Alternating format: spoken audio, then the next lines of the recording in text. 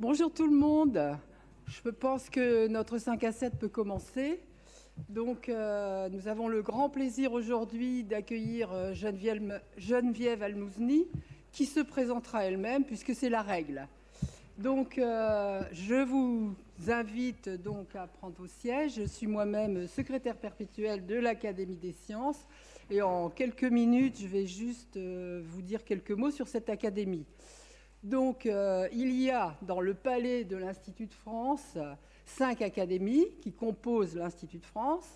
Et nous avons à l'heure actuelle un chancelier qui s'appelle Xavier Darcos. Donc, les 5 académies sont les suivantes. L'Académie française, dont le secrétaire perpétuel est Hélène Carrère-Dancos. Et l'Académie française a 40 membres maximum, qui se réunissent en général dans la salle qui jouxte cette grande salle des séances. La deuxième académie, c'est l'Académie des inscriptions et belles-lettres, dont le secrétaire perpétuel est Michel Zinc. Donc, à l'Académie des sciences, nous avons 2 secrétaires perpétuels, puisque nous avons 2 divisions. Nous sommes les plus nombreux. À l'heure actuelle, 272 membres. Et j'y reviendrai, nous avons un bureau dont le président est Sébastien Candel. Il y a aussi une Académie des beaux-arts, dont le secrétaire perpétuel est Patrick de Carolis. Et enfin, une Académie des sciences morales et politiques, dont le secrétaire perpétuel est Jean-Robert Pitt. Donc, le bureau de l'Académie des sciences comprend un président, Sébastien Candel, un vice-président, Pierre Corvol, 2 secrétaires perpétuels, Catherine Bréchignac et moi-même, et puis 3 délégués. Le délégué aux relations internationales, c'est Olivier Pironneau. Nous avons un délégué à l'éducation et à la formation, Éric Westhoff. Et nous avons bientôt un nouveau délégué à l'information et à la communication. Et si vous venez la prochaine fois, il sera déjà nommé. Donc, qui sommes-nous ? Nous sommes une institution publique, indépendante et pérenne, qui est placée sous la protection du président de la République. Nous sommes libres de nos réflexions, de nos avis et de nos rapports. Et en 2002, nous avons une réforme qui souhaitait faire face à l'évolution des sciences et des techniques et qui souhaitait rajeunir ses membres.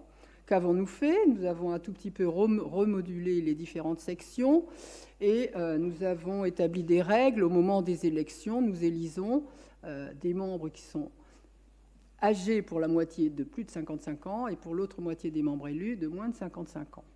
Nous avons 5 missions fondamentales sur lesquelles je vais revenir. Donc, à l'heure actuelle, 272 académiciens, dont 32 femmes. Vous en avez 2 au podium aujourd'hui. Nous avons 124 associés étrangers et 76 correspondants. Autrefois, pour entrer à l'académie, il fallait d'abord passer par le stade correspondant, puis être élu membre. Donc, nous sommes élus par nos pairs. Et il y a donc 2 divisions. Une division 1 qui comprend des sciences physiques, mathématiques, et une division 2 qui contient la chimie, la biologie et la médecine. Nous avons un certain nombre de groupes de travail et de comités de réflexion et de propositions. Donc nous avons 5 missions. Encourager la vie scientifique en donnant des prix, des médailles, en reconnaissant les talents, en organisant des colloques scientifiques, en aussi participant à la rédaction des comptes rendus de l'Académie des sciences.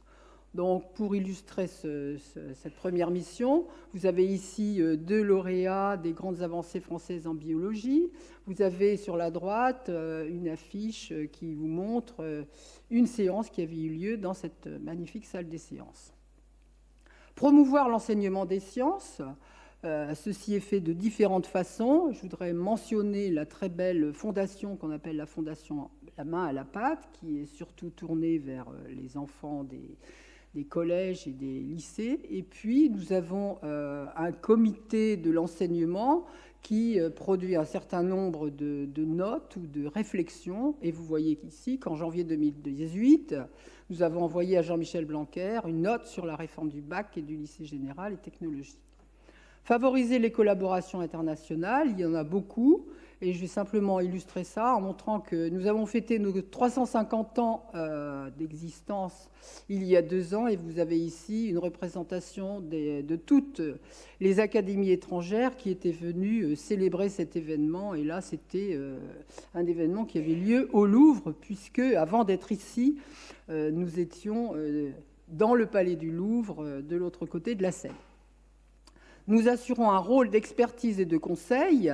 Donc, nous rendons un certain nombre de rapports, et par exemple, en juillet 2018, nous avons rendu ce rapport sur l'utilisation des ressources du sous-sol pour la transition énergétique française, et ce rapport avait été fait avec notre académie sœur, l'Académie des technologies.